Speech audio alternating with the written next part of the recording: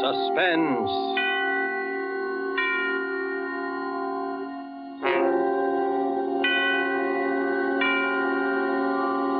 This is the Man in Black, here to introduce Columbia's program, Suspense.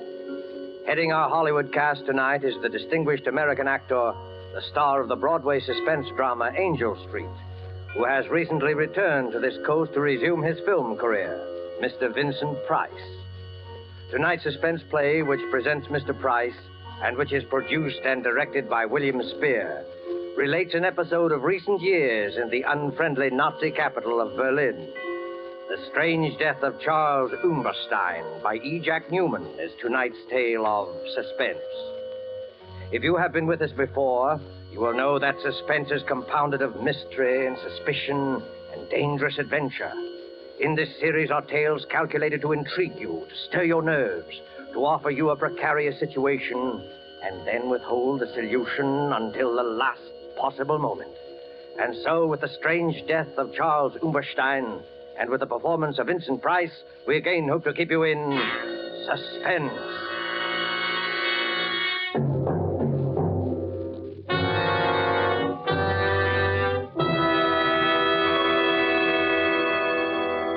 I was infuriated to think I had been trapped.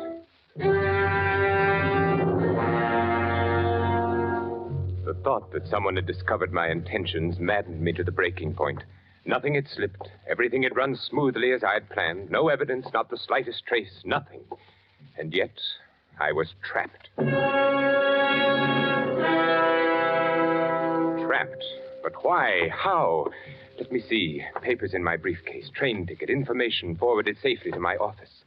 And he knew. How? But he did know. I stood quietly in my room, watching him, watching me, waiting for me, standing by the lamppost beneath my window, knowing he had trapped me, waiting for me.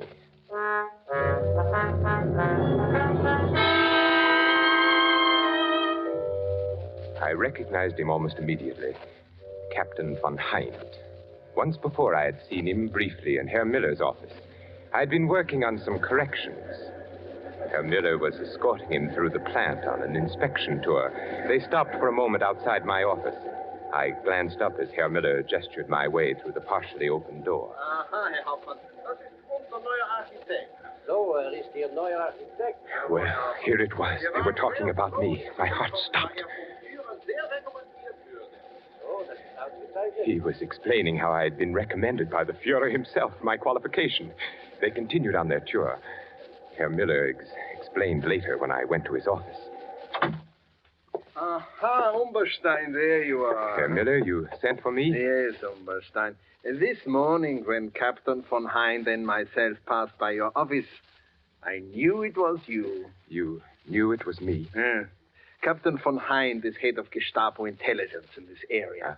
He was conducting a routine inspection this morning, and it was he who suggested that What? Well, since your recommendations were by the Führer himself... Yes? Your work here has been excellent. I knew you were the man when I passed by today. My work? Huh? Oh, no, of course, not that. Why, you have become one of our best men. Oh, thank you, Herr Miller. No, this is it. Yes, Herr Miller. Through various posts, we are releasing more prints on munitions areas in this country and other countries. Huh?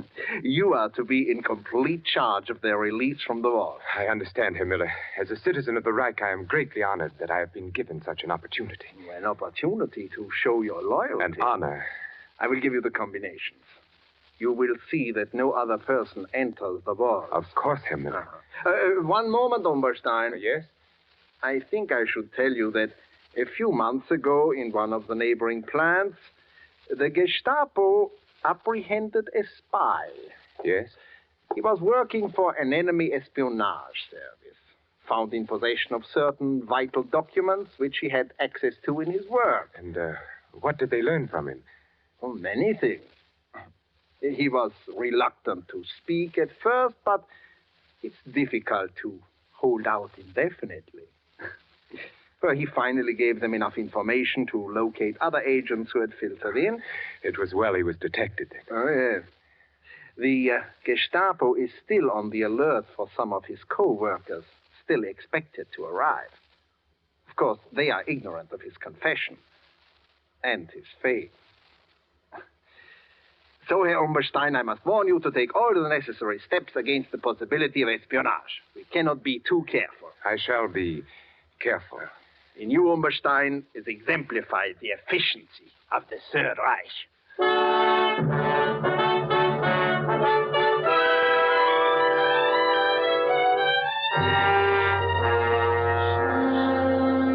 My suitcase and looked down on the street. I watched him standing there. I kept asking myself, how could he know? This Captain von Hind, how could he know? The plan was perfect, the best yet, and yet I was discovered, trapped. It was a late Saturday afternoon, and the silence of the day hung heavy in the room. Outside it was cold, very cold, but in my room it was warm, stuffy. The radiator hissed and spewed as though it were the judge of the events to come. I was almost angry at it. A radiator. It was still light enough that he might see me if I crossed to raise the window. He wasn't aware that I was in the room. I hadn't turned on the lights. Now he stood there, waiting for me to return. I lay down on the bed, smoking, my thoughts troubled by the one question, how? How had he discovered me? Safely, I had avoided all connections with anyone who might have a chance to spy on my work. There was not the least cause for suspicion. An established citizen of the Reich, well-recommended, pure Aryan, employed as an architect in one of the country's largest munitions plants. Certainly there was no reason for him to suspect me. The Gestapo, this Captain von Hind, waiting to take me. Fräulein Keller. Fräulein Keller. Absurd. Oh, of course not. Not she. But could you ever trust a woman? Fräulein Keller. Did I give her any reason at all?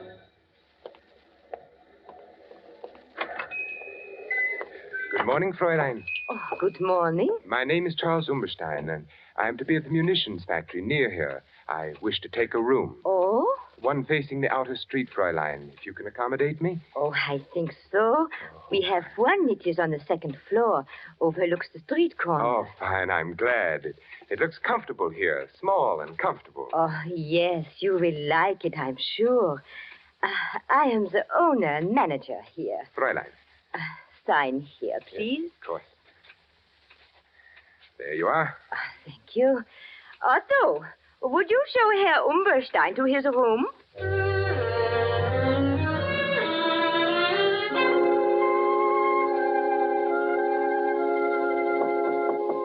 Yes? Yes, who is it? It's I, Fräulein Keller. Oh, just a moment. Yes, Fräulein?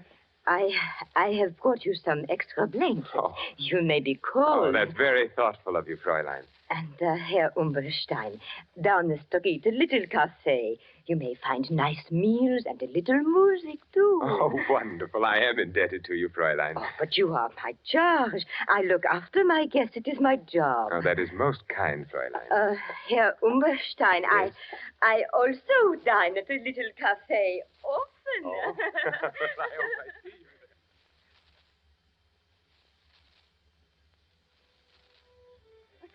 Here's to you, Fräulein. Oh, for your yes. wonderful hospitality. Oh, to you, Herr Umberstein. Fräulein, it's growing late. I must be off. I have a great many things to do tomorrow. Oh, and so do I. Oh, it has been a wonderful evening. Wonderful. Yes, wonderful. Here's your coat.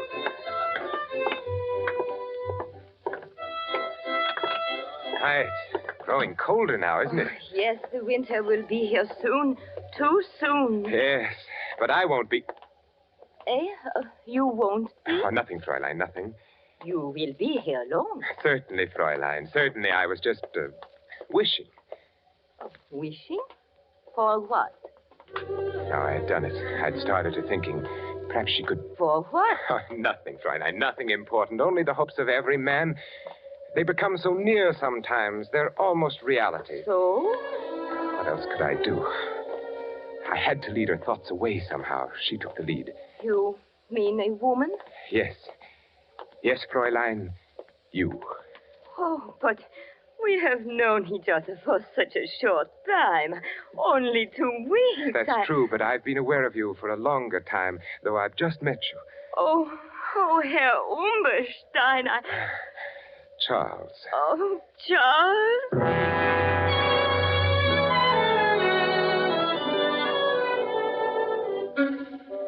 At first I was uneasy about the whole affair. Then after a while, I did grow rather fond of her. She was so accommodating, and we dined together each evening, and I played my role to the letter.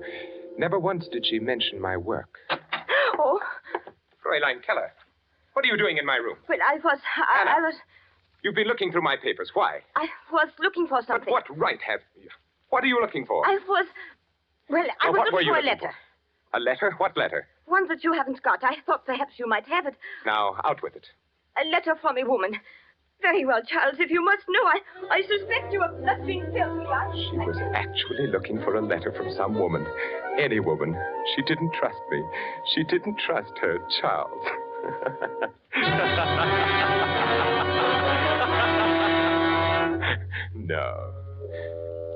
No, it couldn't have been Fräulein Keller. Who then could it have been? I walked over to the window and looked down at the figure who so patiently kept his vigil there. Captain von Heinz, waiting. Why? If there had been something wrong with the passport, but no, that was perfect, not the passport. All passengers will report to the trainmaster for passport examination. Yeah, all in order. You can take your luggage to Berlin. Yeah, this way. Next. Next. Here you are. Name? Charles Umberstein. Residence? Berlin. Nationality? German. All in order. Picture, luggage, all in order. Thank you, trainmaster. You must be careful, you know. When may I catch my train for Berlin? It should be by any moment. Next. As I stood there in the shadows waiting for my train, I examined my passport again, as I had done 100 times before. No one would have any reason to doubt anything so genuine as that. All passengers for Berlin! All passengers for Berlin! Guard, must we stand passport inspection again? Yeah. The Army intelligence will accommodate you on the train. Jawohl.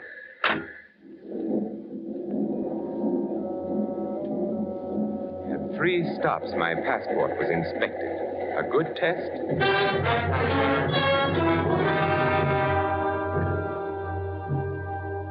If the passport had been suspected or investigated, it would only prove that I was Charles Umberstein.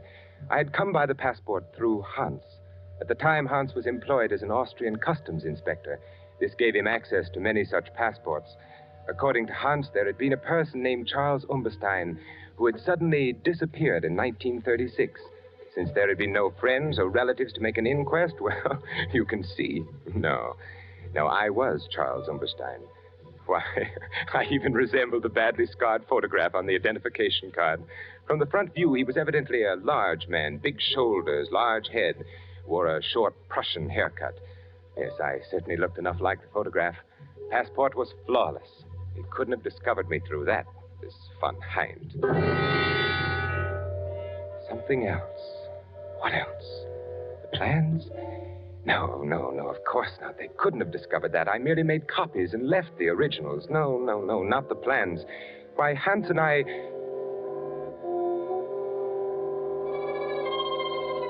Hans. Oh, no, not Hans. Never. We'd worked so well together. Oh, no, not Hans. A strange, silent boy, perhaps, but surely... That night in 1936, when he gave me the passport, he was our man in Austria, but strange things happen even to the most loyal. All set, Charles. Then I will not see you again, Hans. Until I arrive, eh? I will be attached to an Army Ordnance Division in the city. You will receive additional information on the first day of each month. From you? Yes. There's a hotel not far from the factory. Here is the address.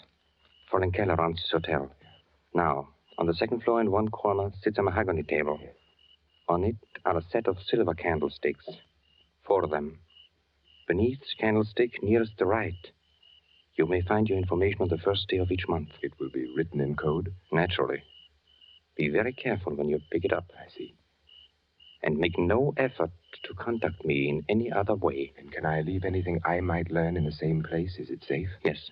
Now, remember, sooner or later we are bound to be introduced, you and I.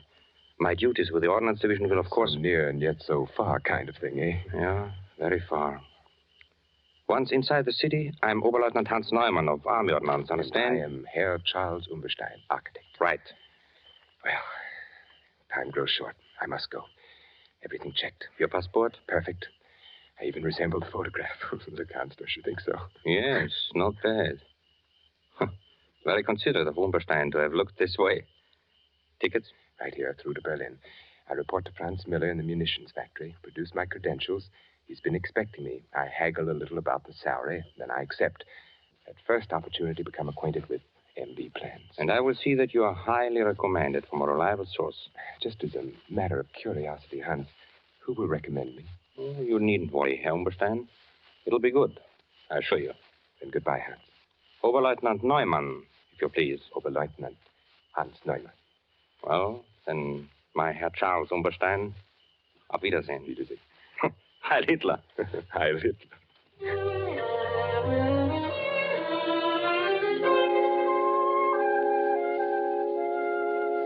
Yes, everything Hans had said came about. I picked up my information each month at the little hotel. I left an occasional report for Hans. It was the only way we ever communicated. And then Oberleutnant Hans Neumann began to appear in Franz Müller's office. And eventually Müller introduced us. In fact, Hans was with Müller quite frequently, and they dined together regularly. Hans played his part well. But one day, something was worrying him.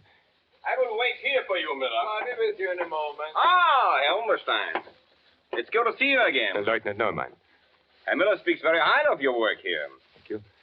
Be very careful of this Captain Von Hind. There's something wrong. I don't know what it is. He looks at me very strangely. And there is something I recognize about the man. The eyes are... You've met Umberstein. Yes. We was just chatting a moment. I've seen Von Hind somewhere before. Be very careful. And don't come with us in case they ask you. Well, you all ready? Why, yes, of course. Umberstein, would you care to join us Oh. at luncheon? No, thank you. I have some work to do. Always working. Eh? Well, then, let's go, Hans, yeah? Yeah, certainly. Oh, by the way, will Captain Von Hind be joining us today? Oh, Von Hind sends his regrets. Something is delayed. Oh, that's too bad. Von Hind, a remarkable man. No one like him in the service. No one like him. Goodbye, Lieutenant. Von Hind.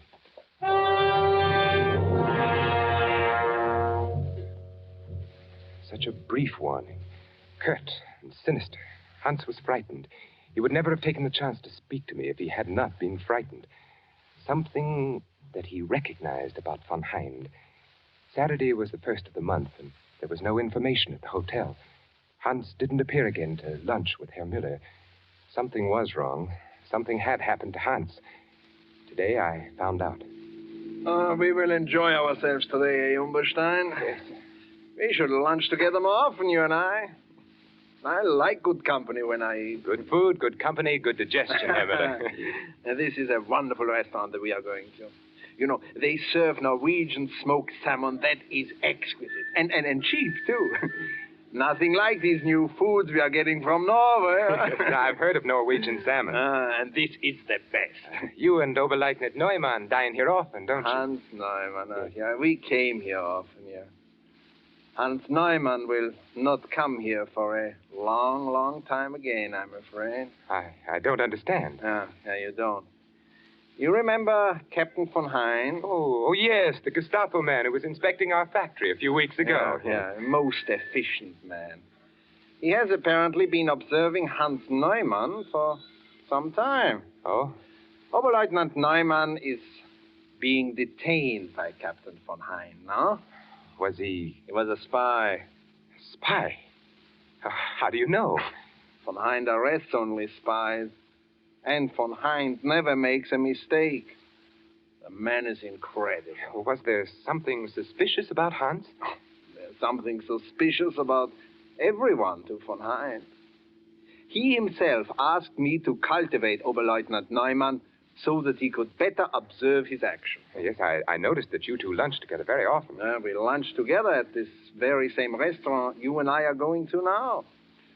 That made it easy for von Hind. Easy? Well, to study the man in leisure. Von Hind always wants to be certain of his quarry. And where is Hans now? Who knows? Who knows what happens when Captain von Hind takes a man? Don't you admire such efficiency, Umberstein? Well, of course. Yeah, well, the captain did indicate that there were others to be rounded up, too. Well, here we are. Oh, look, you see them in the window? Norwegian salmon. Oh, they are beautiful, so red, so delicious. Are you hungry, Umberstein? What? Oh, yes. Oh, they do look delicious.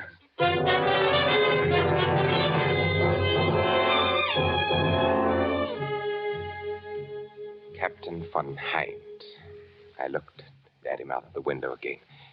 I could see his breath now. It was growing very cold. He was well dressed in neatly tailored overcoat and dark hat. It was too dark to tell the exact color. The only thing I was sure of were the hands and the gloves on the hands. Heavy, thick, powerfully mounted prongs encased in a gray, tightly fitting material. Style, lines running across the back. I noticed when he lifted them to light a cigarette. What beautiful weapons. His back was to me. I couldn't help but admire the fine breadth of his shoulders and the thick, closely barbered neck. He stood quietly by the lamppost, smoking, watching his breath and the smoke battle for existence in the icy air. Once when he turned to look up at my window, the single eyeglass he wore caught the reflection of the light. I wondered how much he weighed. Carefully, I retraced each step over again in my mind. I couldn't find the flaw that made me a marked man. The absurdly easy way I had gone through Mueller's office carrying an innocent-looking bundle of blueprints, then to the vault, the superstition of copies. No one could suspect what I had done. No one had any reason to. Why then was I trapped? Of course he was after me, waiting down there. I wondered why he didn't come up and wait in my room.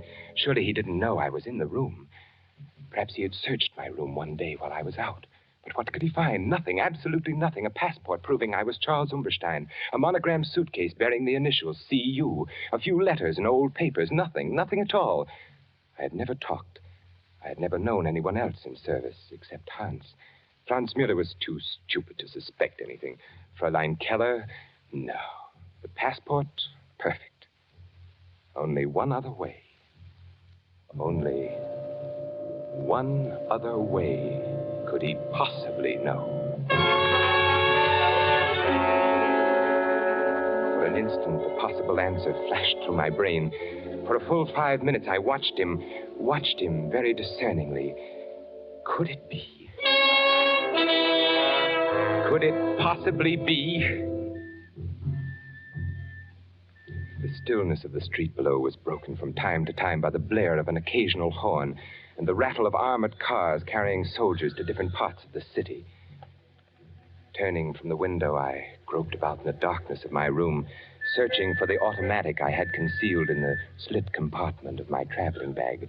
When I found it, I tested the chamber. Yes, it was loaded. I jammed it in my coat pocket, and putting on my hat, I stood there by the window, watching him. He seemed very ominous, very assured, waiting for me. He must have been getting anxious with his long vigil. I watched him signal to an accomplice across the street. Walking back and forth under the streetlight, I noticed something familiar. Very familiar. A bolt from off the bed, tied to a piece of cord attached to the light switch.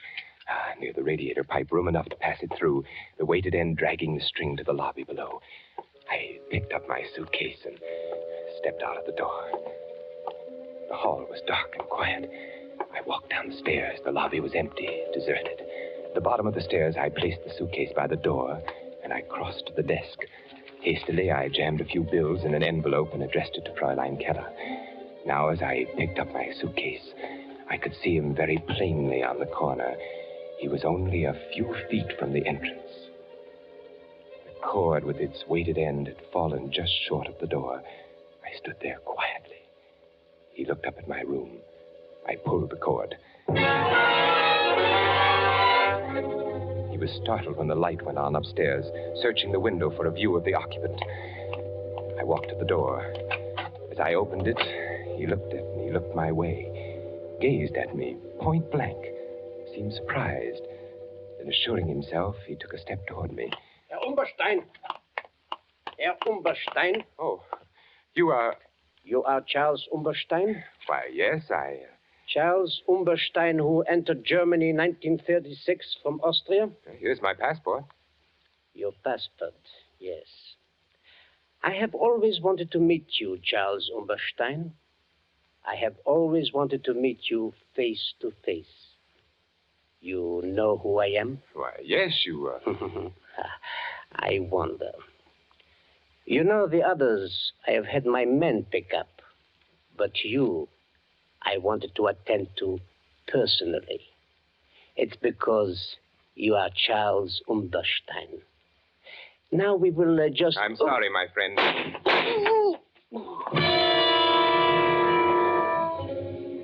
He sat down hard on the curb. He looked up at me, mumbled strangely, then fell over with his head in the gutter. His hat fell off, and I saw that his hair was closely cropped. There were other people on the street. I ran till I was out of breath.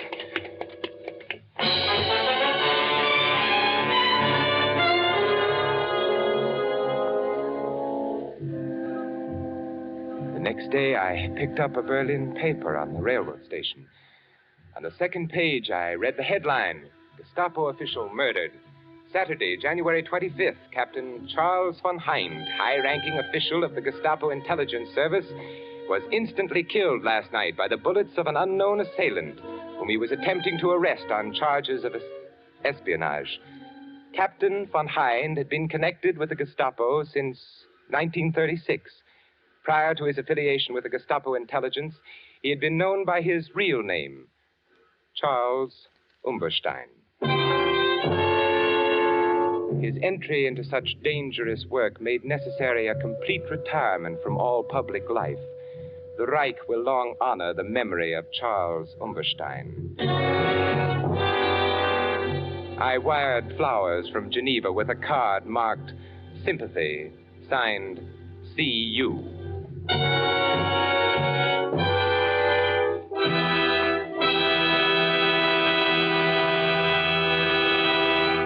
And so closes The Strange Death of Charles Umberstein by E. Jack Newman, starring Vincent Price. Tonight's tale of suspense. Vincent Price will soon be seen in the 20th Century Fox production, Song of Bernadette. The producer and director of Suspense is William Spear. Music was composed by Lucien Morawick and conducted by Lud Gluskin. This is the Man in Black, who would like to draw your attention to the new day and time for Suspense, beginning next week, when Cary Grant will be our star. Beginning next week, listeners in the Eastern and Central time zones will hear Suspense on Thursdays at 8 p.m. Eastern Wartime and 7 p.m. Central Wartime. Listeners in the Mountain and Pacific time zones will be brought their next story of suspense on Monday, December the 6th, and each Monday thereafter at 9 p.m. Pacific Wartime.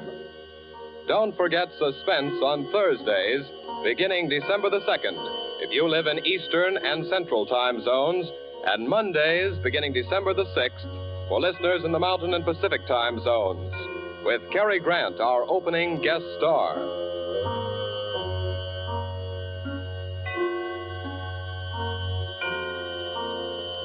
This is CBS, the Columbia Broadcasting System.